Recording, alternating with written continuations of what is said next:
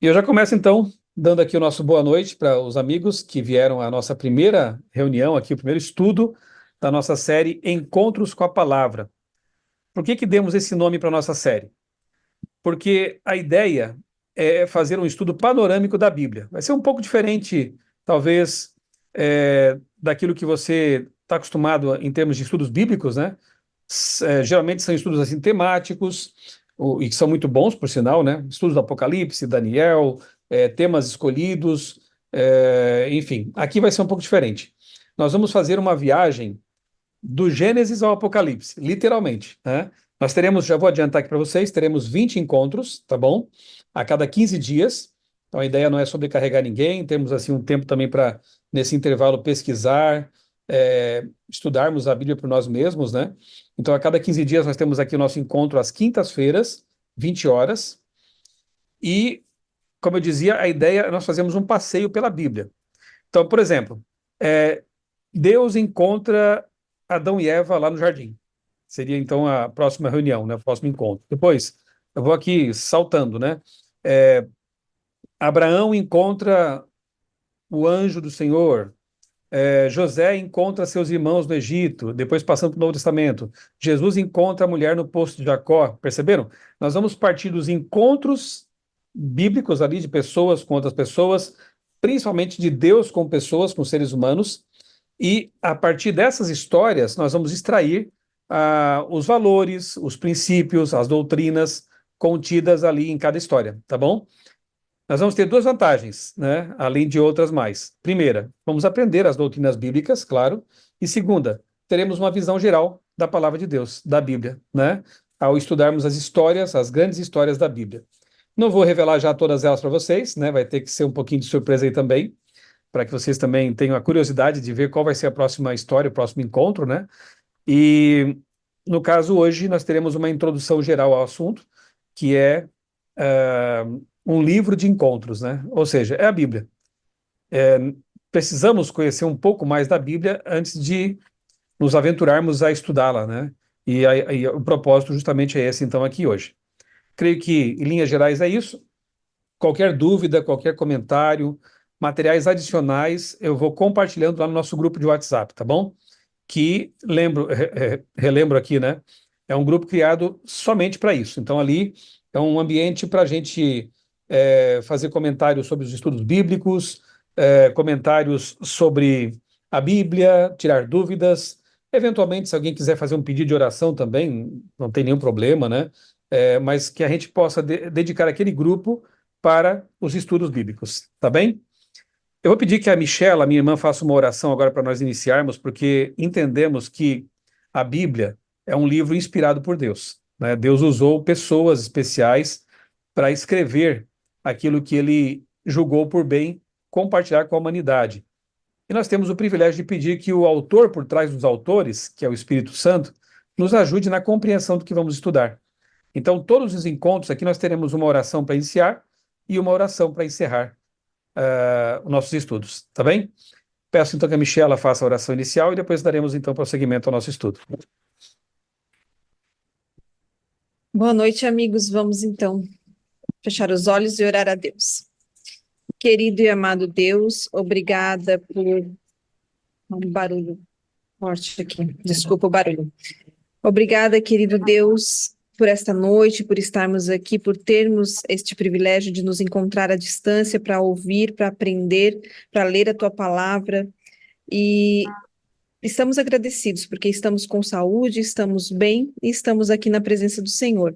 E te pedimos, Pai, que o Senhor atue, que o teu Santo Espírito esteja presente para que nos ensine, para que nos faça entender, gravar, colocar na nossa mente aquilo que a gente precisa e nos proteja e nos guarde hoje e durante todos os nossos encontros. Em nome de Jesus te pedimos e agradecemos. Amém.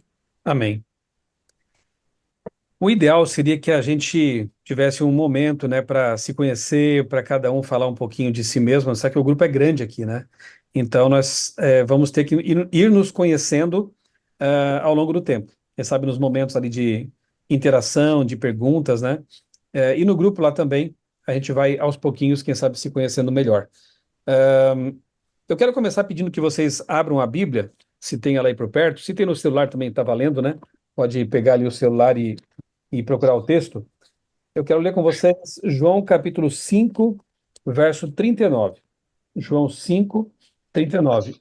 Eu estou vendo que já tem gente aí no chat orientando outros, né, que estão com uma certa dificuldade técnica. Que bom, obrigado aí, tá? Pessoal que está atento ali para ajudar os outros que têm encontrado alguma dificuldade. E os demais que estão chegando aí ao longo do tempo, né? Boa noite, sejam bem-vindos. Estamos só iniciando aqui o nosso primeiro estudo da nossa série Encontros com a Verdade, Encontros com a Palavra. João capítulo 5, verso 39. Aqui, para contextualizar, Jesus, ele encontra, né, está ali conversando com um grupo de fariseus, que eram líderes religiosos, né, do tempo dele, que não o aceitavam como Messias. São assuntos que nós vamos ver também ao longo do nosso estudo aqui, tá?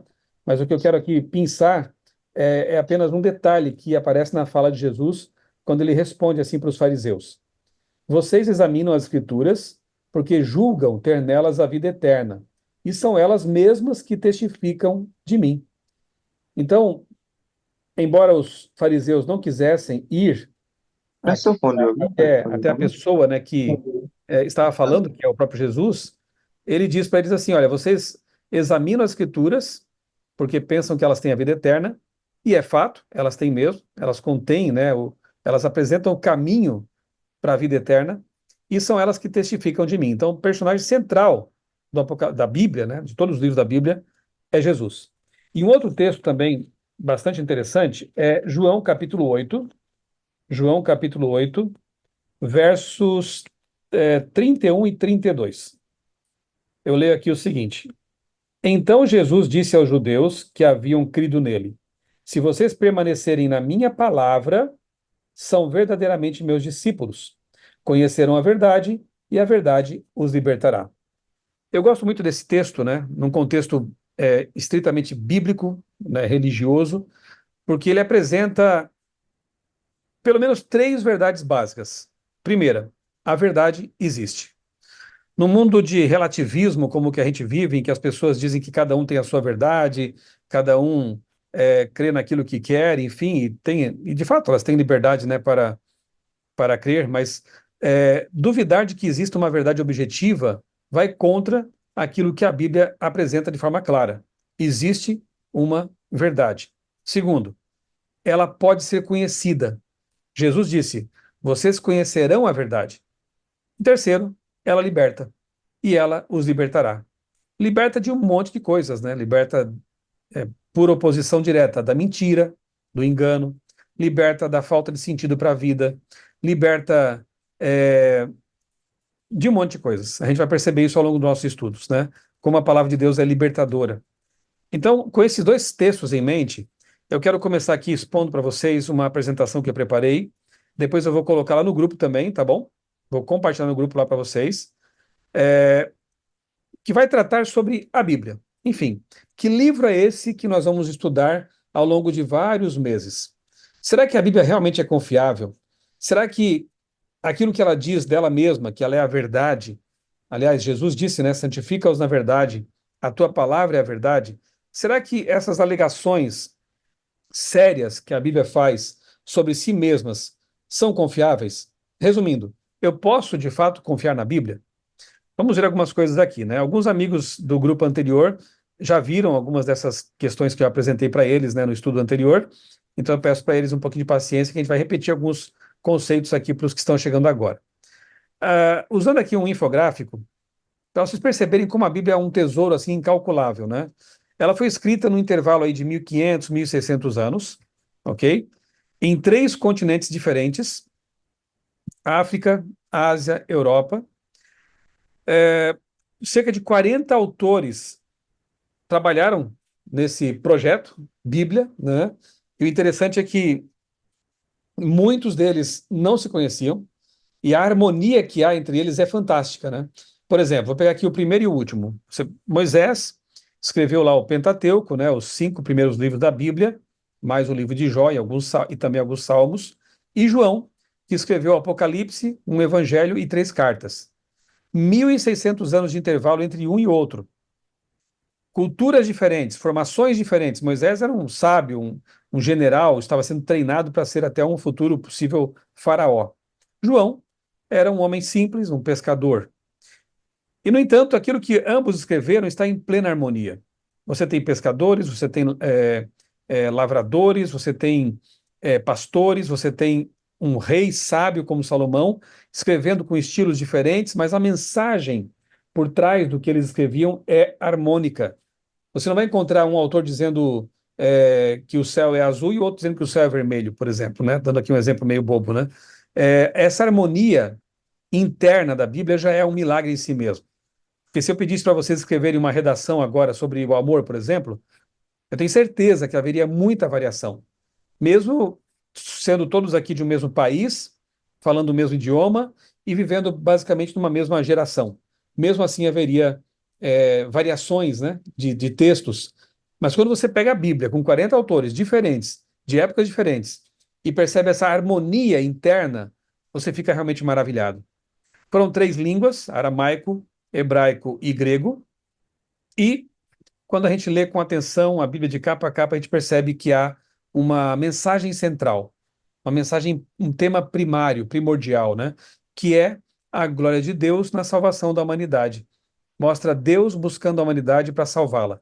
É maravilhoso realmente perceber isso, né, na palavra de Deus, e outras coisas mais. Para aqueles que acham que a Bíblia não é um livro para pessoas sábias, intelectuais, inteligentes, porque tem gente que acha que a Bíblia é só para pessoas mais simples, e é também, né? É para todos. Eu quero mencionar aqui um caso, entre muitos que eu poderia citar, de um grande cientista, um dos maiores cientistas da história, que foi Isaac Newton. Não sei se vocês sabem, mas Newton escreveu mais sobre teologia até do que sobre ciência, matemática, física, ótica, etc., né? No livro dele sobre Daniel e Apocalipse, que é um livro muito bom, por sinal, Newton diz o seguinte, ó: a autoridade dos imperadores, reis e príncipes é humana. A autoridade dos concílios, sínodos, bispos e presbíteros é humana. Mas a autoridade dos profetas é divina e compreende toda a religião. Olha só, Isaac Newton, Copérnico, Galileu, Blaise Pascal e vários outros grandes nomes da história eram pessoas que criam na Bíblia, que não viam dicotomia, não viam contradição entre a boa ciência e a boa teologia bíblica. Isso é bem interessante de se perceber, né? Aqui eu estou na nossa Universidade Andrews, lá nos Estados Unidos, e eu tive o privilégio de segurar ali para tirar uma foto, um manuscrito original de Isaac Newton, com mais de 300 anos. Realmente é algo emocionante, assim, ter um documento desse aí. Está guardado num cofre lá na Andrews University, e a gente lendo esse texto, a gente percebe que realmente Newton tinha grande interesse nas coisas de Deus, especialmente na Bíblia.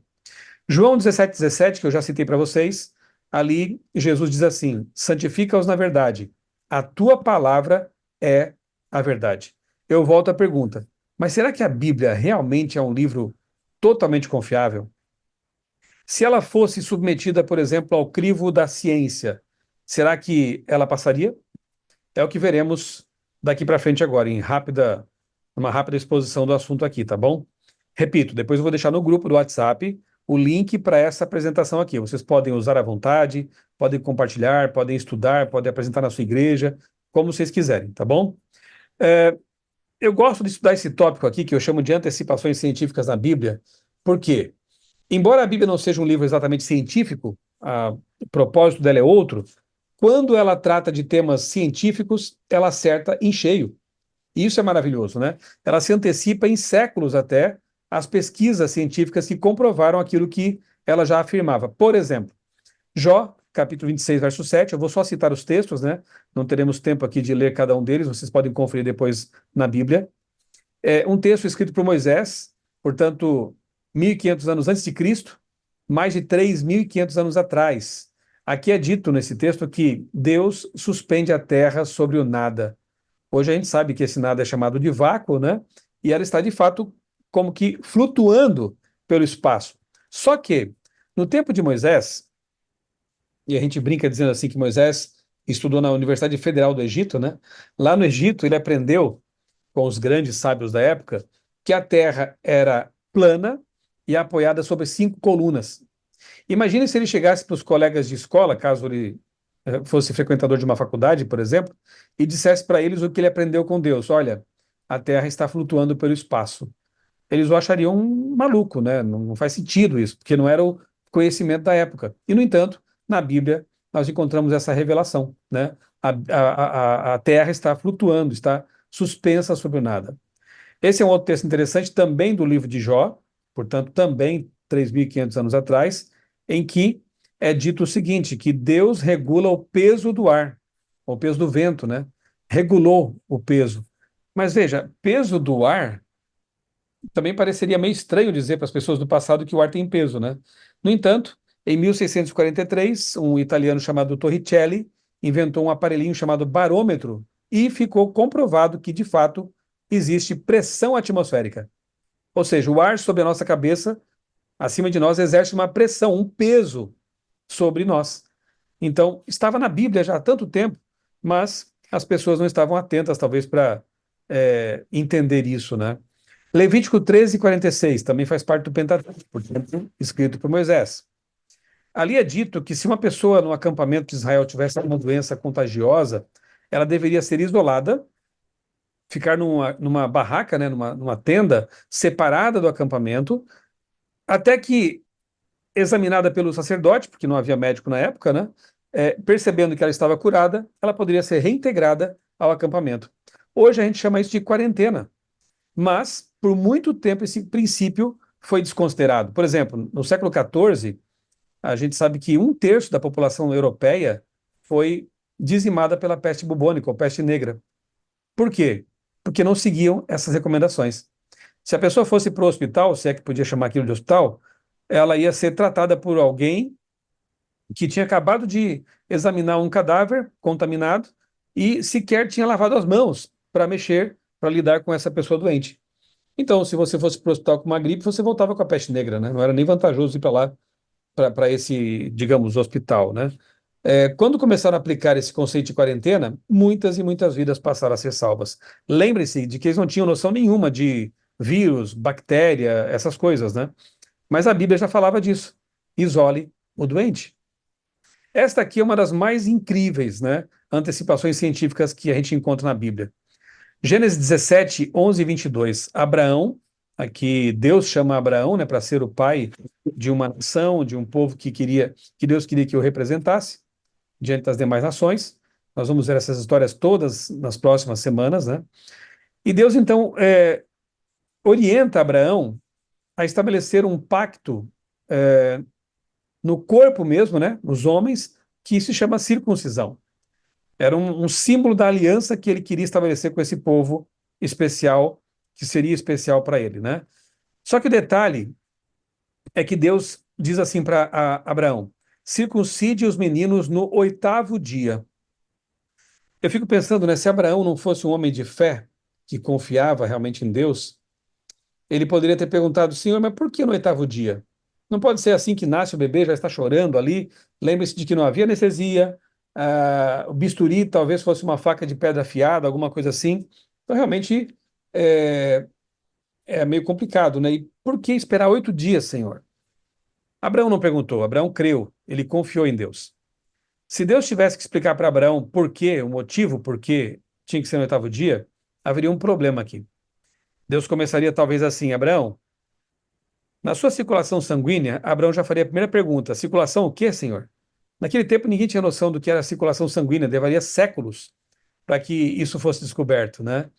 Então, esquece a circulação sanguínea, Abraão, no sangue. Sangue você sabe o que é, né? Então, no sangue existe uma substância chamada protrombina que, em associação com outras substâncias, promove uma reação bioquímica em cascata, no fim da qual as plaquetas vão formar aquela redinha, que depois forma uma casquinha, né? Que estanca a hemorragia, fecha o machucado.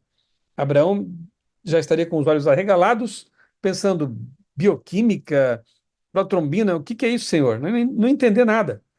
Então, Deus, ele dá orientação, não podia explicar muita coisa porque não havia pré-requisitos para entender, mas as pessoas de fé que confiavam colocavam em prática. Hoje, nós sabemos que e não é uma descoberta tão recente assim, né? Não é uma descoberta tão antiga assim, melhor dizendo. Nós sabemos que entre o segundo, terceiro, quarto, quinto dia de vida ali, essa substância chamada protrombina está em níveis baixos na circulação. Quando chega o oitavo dia, ela se eleva a 110%. Ela tem um pico e depois estabiliza ali para o resto da vida. Ou seja, do ponto de vista da coagulação sanguínea, sem os recursos médicos que temos hoje, o melhor dia para uma cirurgia, do ponto de vista da coagulação, realmente é o oitavo dia. Como Moisés sabia disso para escrever no livro do Gênesis? Não sabia. Isso foi, de novo, revelado para ele. Assim como foi a questão da Terra flutuando no espaço, assim como o peso do ar, aqui também nós só podemos ter uma explicação para essa antecipação científica: revelação divina.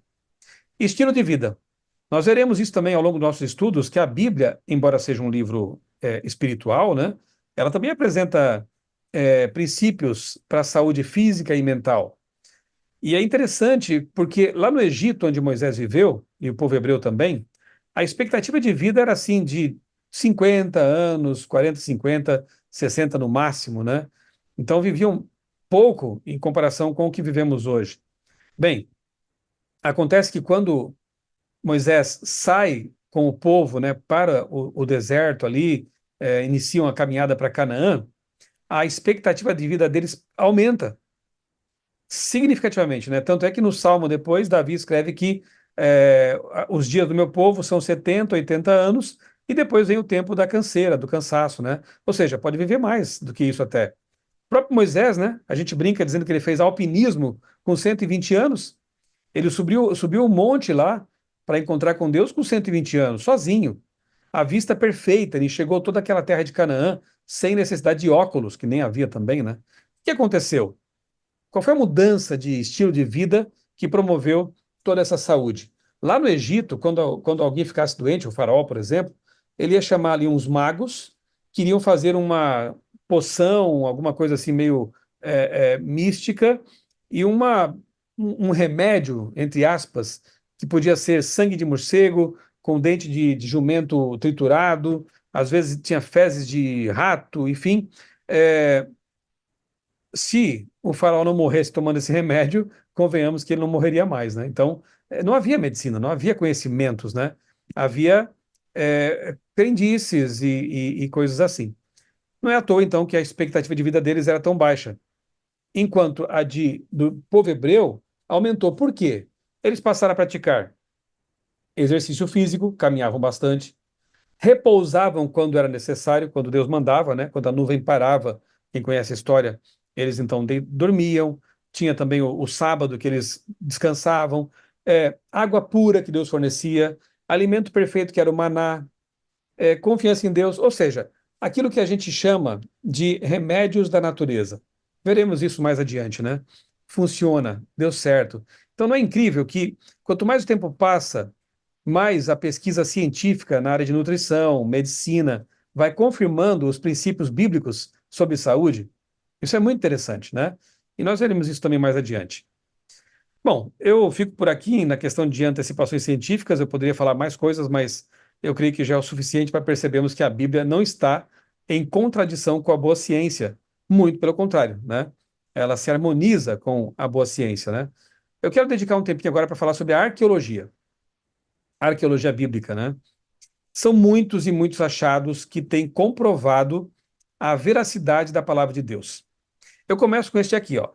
A Pedra de Roseta foi descoberta ali pelas tropas de Napoleão no Egito e levada para a França. Ela contém um mesmo texto em três versões, um em grego e as outras duas versões do mesmo texto em duas línguas perdidas, duas escritas que estavam perdidas. Ninguém mais conseguia entender essas escritas do Egito, ok? Então Champollion, esse jovem francês sábio, né, se dedicou a decifrar aquelas escritas egípcias com base no grego, que era bem conhecido, né? E depois de algum tempo ele conseguiu decifrar aqueles caracteres, aquelas figuras que formam as escritas do Egito. Bem, é, ele então lega à humanidade uma descoberta fantástica que deu início à arqueologia moderna e também a egiptologia. Dali para frente, os pesquisadores podiam ler, né, aquelas inscrições nas pirâmides, naquelas pedras comemorativas, enfim. Com base nisso que eu falei para vocês agora, eu vou fazer uma pergunta e eu creio que vocês vão responder isso facilmente, né? Por que Deus, quando chama Moisés para começar a escrever a Bíblia, não pede que ele escreva em egípcio?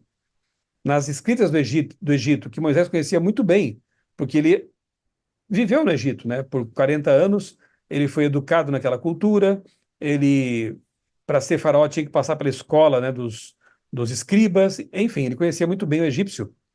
Mas, estranhamente, ele escreve a Bíblia em hebraico, a língua dos escravos, dos hebreus, uma língua simples, com 20 e poucos caracteres, dá para estudá-la, dá para conhecer assim, os rudimentos dela em alguns meses. Por que será que Moisés não usou a língua chique da época, o egípcio, e usou uma língua de escravos? Resposta: dois motivos, né? Primeiro, que Deus queria que seu povo entendesse. Então tinha que ser o hebraico mesmo. Segundo, se Moisés tivesse escrito na língua, usando os caracteres egípcios, olha só por quanto tempo a Bíblia teria ficado incompreensível. Até quase 1800. Imaginem a humanidade sem a presença da Bíblia, né? Não haveria reforma protestante, não haveria os grandes reavivamentos, grandes descobertas, enfim, tanta coisa boa que a Bíblia trouxe para a humanidade, especialmente para o Ocidente, não aconteceriam. Deus sempre sabe o que faz. Eu já começo pedindo então que vocês pensem um pouco nisso, né? Às vezes Deus nos dá algumas ordens que parecem estranhas. Às vezes Deus faz alguns pedidos que nos parecem estranhos, mas se vem de Deus, confiemos. Talvez nesse estudo aqui você vá aprender coisas que talvez contrariem um pouco aquilo que você aprendeu na sua desde a infância, talvez contrariem também a, a sua própria vontade, né? Mas estão na Bíblia. Se estão ali, se vem de Deus, confiemos. Deus sempre sabe o que faz. Se Moisés tivesse perguntado para Deus por que tem que ser no hebraico, né? É, Seria até um pouco difícil para ele entender, né? Mas Deus tinha suas razões. Deus sempre tem suas razões. Vamos confiar nele, né? Outra descoberta fantástica, ocorrida já no século XX, né? Foi a descoberta dos manuscritos do Mar Morto. Talvez alguém pudesse pensar assim: ok, eu até creio, confio que os textos originais da Bíblia foram, de fato, escritos por Deus, né? Ou melhor, e Deus usou pessoas para escrever esses textos, né? Inspirou essas pessoas. Aliás, a palavra inspirar vem do grego theopnestos, que quer dizer soprar.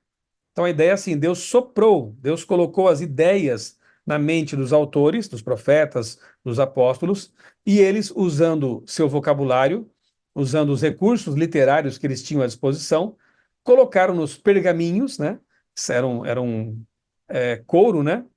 Couro de cabra, que eles usavam como, entre aspas, papel. Colocaram aquelas coisas que Deus inspirou na mente deles no papel, no pergaminho. Então, isso é o conceito de inspiração, ok? Deus inspira ideias e os autores colocam no papel usando sua linguagem. Que bom que é assim, né? Porque se Deus fosse expressar suas ideias na linguagem dele, será que nós compreenderíamos? Deus infinito, né? Então a Bíblia é um milagre, porque ela é a palavra de Deus em linguagem humana. E assim a gente consegue entender, porque foram pessoas semelhantes a nós que escreveram as mensagens de Deus. Muito bem. De fato, se alguém questionasse, olha, eu até aceito que os originais foram inspirados e estavam corretos, mas não dá para acreditar que a Bíblia permaneceu sem ser adulterada, alterada ao longo dos séculos com tantas cópias e cópias e cópias e cópias. E de fato ela foi copiada muitas vezes, graças a Deus, né? Porque se fosse um exemplar apenas, se pegasse fogo ou fosse destruído, acabou a Bíblia, né? Mas o fato de ter muitas cópias fez com que ela fosse preservada até os nossos dias, né? Mas, enfim, era algo até lógico, né? Deve ter havido algum copista que cochilou, algum erro que passou ali sem querer ou até por querer. Tem gente que fala que ela foi alterada por pessoas espertas aí, ao longo do tempo. Bem, eram questionamentos até válidos. E a única resposta que um crente podia dar é que, olha, eu creio que Deus, ele preservou, preservou o livro, né? Só que era uma resposta de fé, convenhamos, né? Não havia nenhuma evidência material para isso. Até que, em 1947, um garotinho pastor de ovelhas perdeu uma ovelha e ele foi procurá-la nessas cavernas aí, ó, das encostas de Qumran, próximo ao Mar Morto. E ali dentro ele encontrou jarros de argila, aqui, ó, contendo pergaminhos, contendo esses rolos de couro de cabra, com textos, vários textos, entre eles textos da Bíblia. O livro de Isaías, por exemplo, está inteiro lá em Jerusalém, no Museu do Rolo, do livro, né? Então, isso aqui é uma coisa incrível, principalmente levando em consideração o tempo, a antiguidade desses pergaminhos. Por quê? A cópia mais antiga até então, antes dessa descoberta, datava de 900 anos depois de Cristo. Veja quantas cópias tinham sido feitas, né? Ao longo de 1000 anos praticamente. Era o Antigo Testamento de 900 anos depois de Cristo, muitas cópias. Esses pergaminhos aqui do Mar Morto foram datados, né? Usando ali as moedas que havia e outros utensílios que dá para você perceber a datação, né? Eles dataram esses pergaminhos de até 250 anos antes de Cristo. Portanto, eram mais de 1000 anos mais antigos do que a versão bíblica mais antiga até então.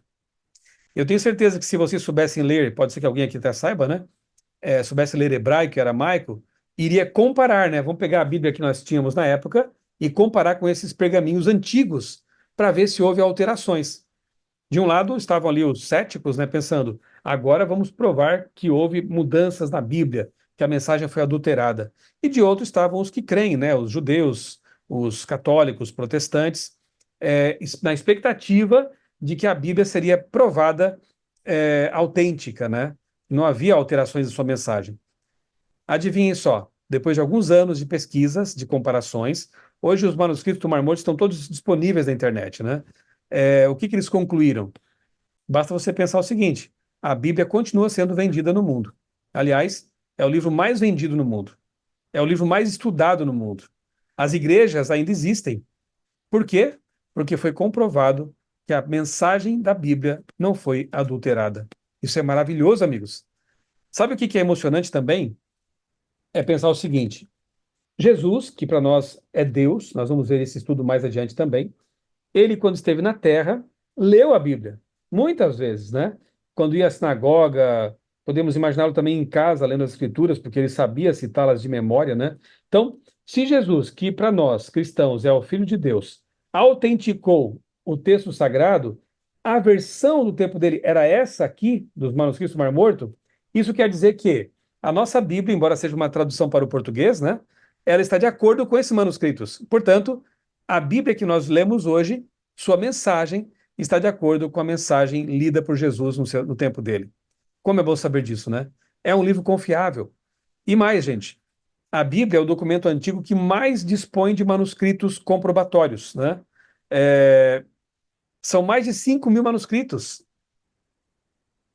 e achados, né, que confirmam sua historicidade. Vou mostrar mais alguns para vocês aqui, ó. Papiro de Pulver. Por muito tempo, os céticos diziam que a história das pragas do Egito era uma lenda hebraica, não tinha acontecido. Até que foi descoberto um pergaminho, ou melhor dizendo, um papiro, que aí assim ó, é o tipo de papel antigo lá no Egito, né? Um papiro contendo uma oração de um sacerdote chamado Ipúver ao deus egípcio Horus. E nessa oração ele faz algumas reclamações a Horus. Ele fala mais ou menos assim: Horus, olhe para nós, o rio, o Nilo, virou sangue.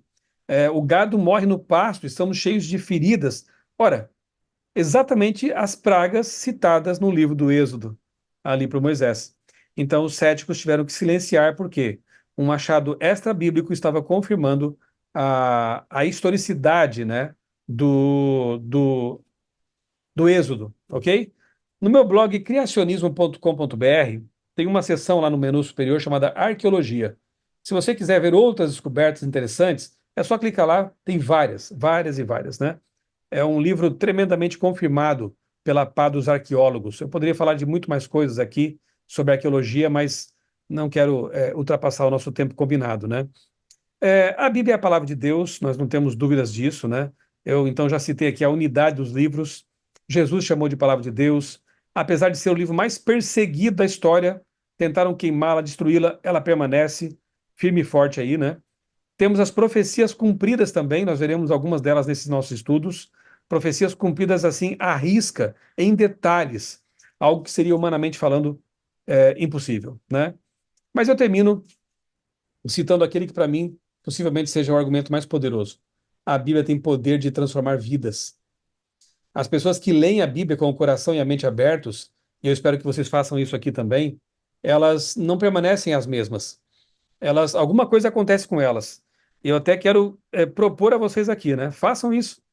Leiam a Bíblia todos os dias, um pouquinho que seja, com oração, com o coração aberto, com a mente aberta, e depois me digam se algo não foi mudando em vocês, não foi sendo transformado em vocês. Por exemplo, eu gosto de sempre citar a história desse meu amigo, João Trindade, para encurtar bem a história, porque ela é longa, né? O João Trindade, quando jovem, ele se envolveu com o crime, ele foi preso lá em Santa Catarina, no meu estado natal, fugia das cadeias e, no fim, foi parar no Carandiru, aquela prisão de segurança máxima que havia em São Paulo, né? No Carandiru. E ali ele vivia como ateu, não queria saber de Deus, enfim, embora a mãe dele, que era evangélica, sempre apelasse para que ele aceitasse Jesus, ele não dava muita importância. Um dia, naquela noite fatídica, né, em que houve uma invasão ali uma rebelião e uma invasão da tropa de choque, né, e houve ali uma chacina, né, 300 detentos foram mortos naquela noite. João Trindade estava ali. Ele se escondeu debaixo de uma máquina e fez uma oração desajeitada, porque ele nunca falava com Deus, né? Ele disse assim: Senhor, se tu existes mesmo, eu te peço que me livres dessa, e se eu for libertado da morte aqui, se eu sair com vida, eu prometo que eu vou mudar de vida. Eu vou te buscar. Ele foi milagrosamente poupado, sobreviveu naquela noite e cumpriu a sua palavra. Passou a buscar a Deus. Próximo daquela época, é, uma senhora adventista passou a dar estudos bíblicos no presídio. Ele aceitou, fez os estudos, ele se converteu, ajudou a criar uma igreja lá dentro do Carandiru, inclusive, né? Depois, por um milagre também, a pena dele foi comutada, não sei se o termo técnico é esse, mas enfim, ele saiu da prisão em liberdade e casou-se com a filha daquela mulher que deu estudos bíblicos para ele, né? Está aqui na foto, e estudou enfermagem, se tornou enfermeiro e passou a trabalhar, já trabalhou há muitos anos, vai aposentar este ano, como enfermeiro no Hospital Adventista de São Paulo. É uma das pessoas mais queridas do hospital. Ele ora com os pacientes, conversa com as pessoas, dá conselhos. Você não acredita quando encontra o João Trindade e vê a bondade estampada em seus olhos, você não acredita que ele foi o que a história dele diz que ele foi. Realmente é algo maravilhoso e, para mim, é uma das grandes evidências de que a Bíblia, de fato, é a palavra de Deus. Então, assim, em linhas gerais, o que eu teria para dizer para vocês é: nós vamos estudar um livro que é muito especial.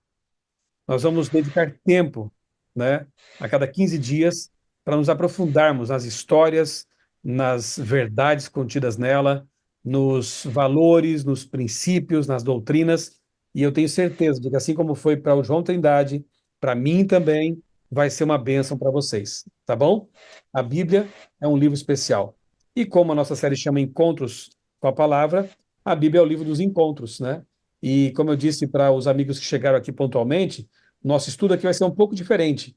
Nós vamos analisar os grandes encontros na Bíblia. Por exemplo, né, Deus encontra Adão e Eva, Abraão encontra o Cordeiro, é, Daniel encontra o Revelador. Depois, no Novo Testamento, Jesus encontra a mulher no poço de Jacó. É, João encontra Jesus lá na ilha de Patmos. Então, nós vamos passear por toda a Bíblia ao longo desses 20 estudos, começando no Gênesis e vamos terminar no Apocalipse. E nesses encontros narrados na Bíblia, a gente vai encontrar muitas verdades, muitas orientações, muitos valores ali. Vamos aprender e vamos pedir para Deus nos ajudar a incorporar em nossa vida tudo isso, tá bem? Esse vai ser o nosso estudo Encontros com a Verdade. Esse é o momento que a gente pode ter aqui uma rápida interação, né? Eu quero manter aí o nosso combinado de encerrarmos por volta ali das 9 horas, mais ou menos uma hora de estudos, né? Mas temos um tempinho aqui, alguns minutinhos, Caso alguém tenha alguma contribuição, alguma pergunta dentro desse estudo aqui, de preferência, né? Por favor, dentro desse assunto, para a gente não dar spoiler do que vem depois, né? Estamos aqui então para ajudar caso seja possível, tá bom? Então, a Michela já pode deixar os microfones abertos aí, né? Ou melhor, acho que cada um pode fazer isso, né? Eles estão todos fechados, mas quem quiser se manifestar, é só abrir o microfone e falar nesse momento.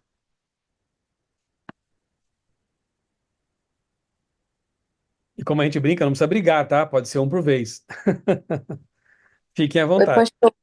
Boa noite. É a Elaine Vanzeler que está falando. Boa noite, Elaine, tudo bem? Tudo bem? Um privilégio estar nesse grupo. Pastor, eu tenho uma dúvida.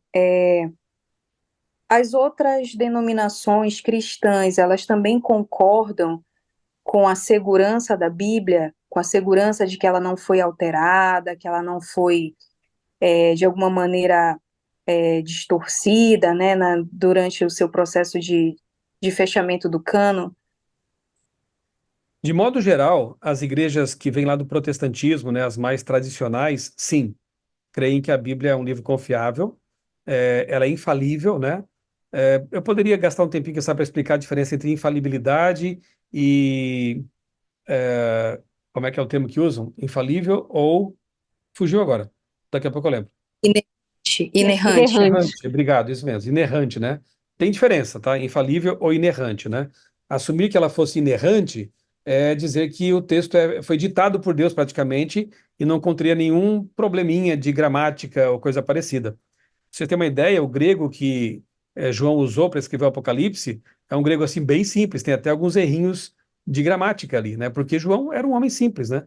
Mas a mensagem que ele traz, ela é infalível. Em Mateus, a gente vê ali o autor, ele se confundindo, ele vai se falar de um profeta, ele cita outro, né? Tem um momento que Paulo diz assim, ó, eu não lembro quantas pessoas eu batizei naquele local. Como que pode ser um texto inerrante e o autor dizer que não lembra alguma coisa? Se Deus ditou, entenderam? Então nós não cremos na inerrância, nós cremos na infalibilidade. A Bíblia é infalível, a mensagem dela é infalível. E há uma diferença assim a respeito disso aí, não dá para aprofundar aqui agora. Mas as igrejas que vêm da Reforma Protestante, as igrejas assim mais tradicionais, elas creem sim que a Bíblia é infalível e que o cânon foi fechado pela orientação de Deus. Mas tem igrejas que são assim, aquelas que a gente chama de progressistas, né? São mais liberais. Algumas chegam até a colocar em dúvida algumas coisas na Bíblia. Acham que algumas partes seriam inspiradas, outras não. Alguns apelam por argumento chamado de Jesus como chave hermenêutica, por exemplo, né? E dizem que seria inspirado só aquilo que Jesus falou. Coisas que ele não disse seriam só coisas da cabeça dos autores. Então, Paulo escreveu algumas coisas com as quais essas pessoas não concordam, aí elas dizem que não, aquilo não foi inspirado. Se Jesus repetiu, foi. Como se a Bíblia toda não fosse palavra de Deus, né? Os autores dizem que ela foi toda inspirada pelo Espírito Santo, então, obviamente, que Jesus concorda com tudo e usou os autores inspirados, né? Não precisava repetir tudo de novo daquilo que estava no Antigo Testamento, daquilo que Paulo falou e outros autores falaram, né? Então, Elaine, é assim, né? Alguns mais liberais, progressistas, têm lá suas questões com a Bíblia, né? Não confiam, talvez, em tudo ali.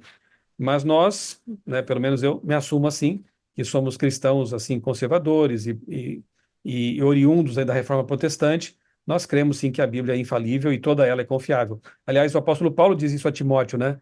Toda escritura é inspirada por Deus. E ele diz, ela é útil para ensino, para repreensão, para uma série de coisas, né? Eu fico com Paulo, que diz que toda a escritura é inspirada. E fico também com Jesus, naquela ocasião em que ele caminhou para Emaús com dois discípulos, é dito lá em Lucas que Jesus, começando por Moisés e por todos os profetas, explicava-lhes o que a seu respeito constava em todas as escrituras. Para Jesus, toda a escritura é inspirada. Óbvio, né? Ele estava por trás de todo o processo. Tá bom? Mais alguém?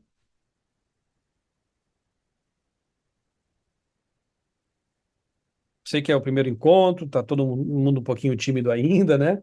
Mas a gente vai se soltando, se conhecendo, né? E é natural assim mesmo. Fiquem bem à vontade para se manifestar aí, tá bom?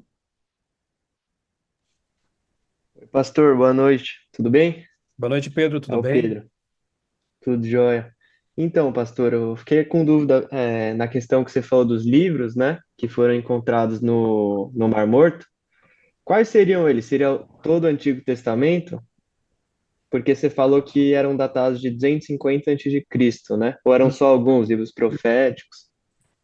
Olha só, inteiros tem poucos, né? Basicamente Isaías, tem alguns salmos assim inteiros, os demais são fragmentos, de modo que praticamente toda a Bíblia está representada, faltando, se eu não me engano, apenas o livro de Ruth. Eu não lembro se é Ruth ou Esther agora, mas eu creio que seja Ruth. Faltando apenas esse livro como representação, tendo representação ali em fragmentos. Mas podemos dizer que sim, todo o Antigo Testamento está representado ali por algum trecho da Bíblia em hebraico, ok?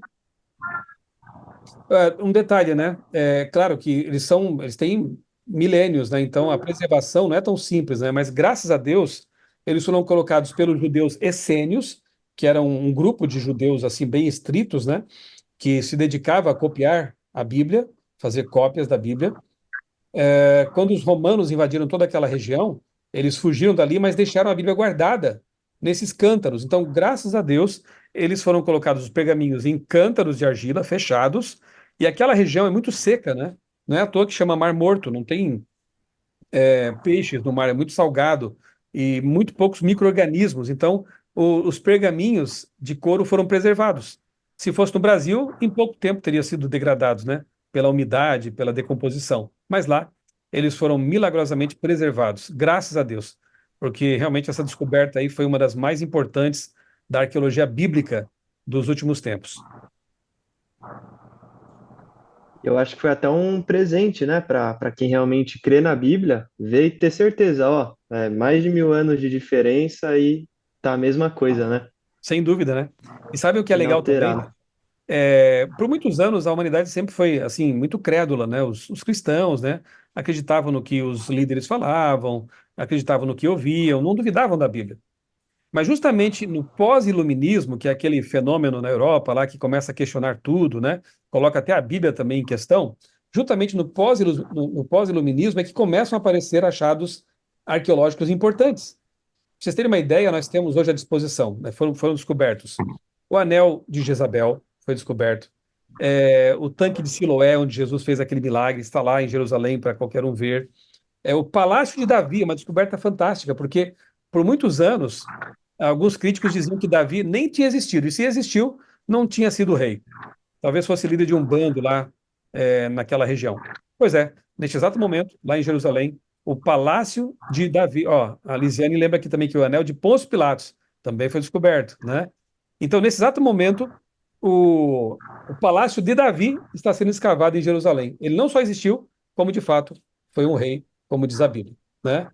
E são várias e várias, 40 personagens bíblicos já foram encontrados, assim, né? Evidências de que eles existiram.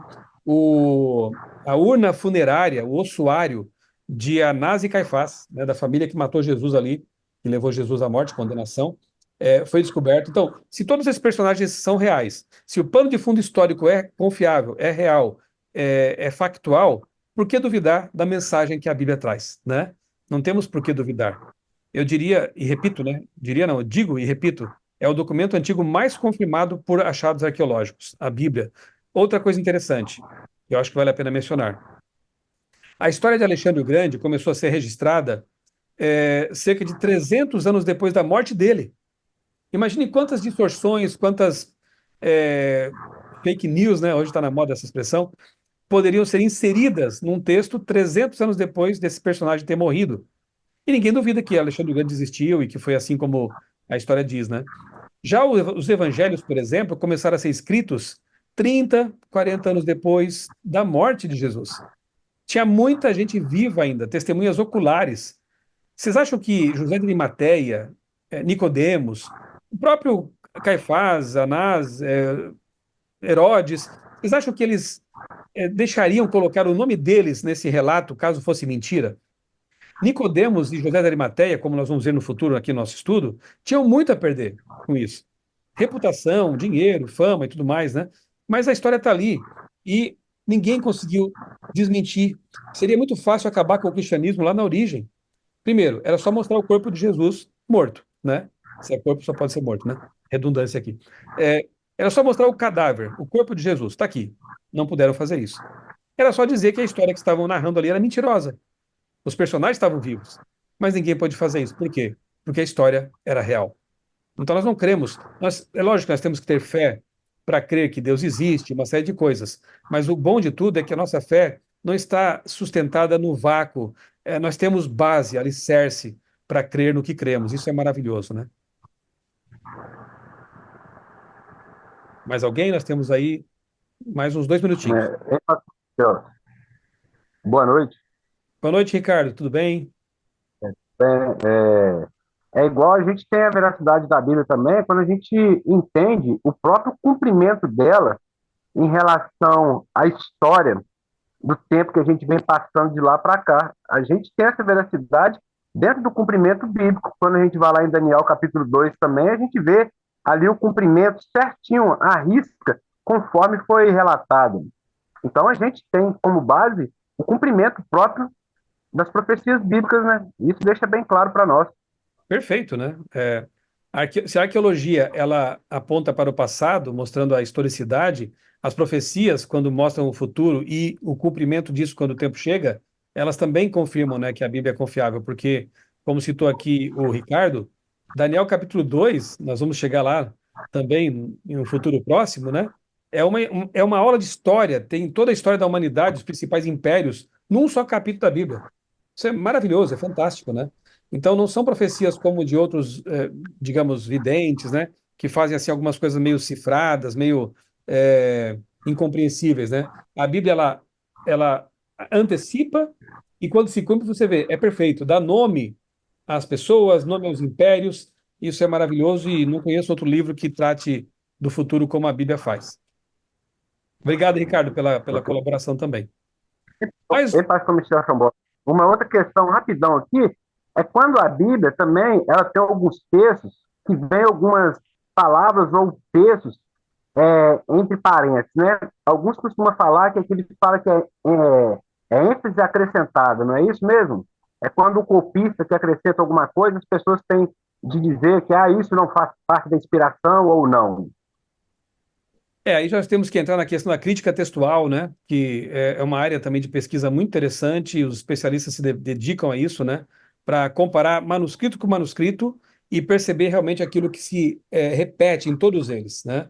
Uhum. Pouquíssimos textos variantes existem na Bíblia, a maioria está totalmente de acordo, né? De modo que você vê que, embora haja troncos diferentes de cópias, lá atrás elas provêm de um mesmo original. Isso é maravilhoso também. Dá pano para manga também conversar sobre isso, mas é uma área bem interessante, a da crítica textual. Ok. Gente, resumindo, a Bíblia é um livro confiável. Ela é cientificamente confiável, ela é historicamente confiável, ela é profeticamente confiável, arqueologicamente confiável e não é só isso, né?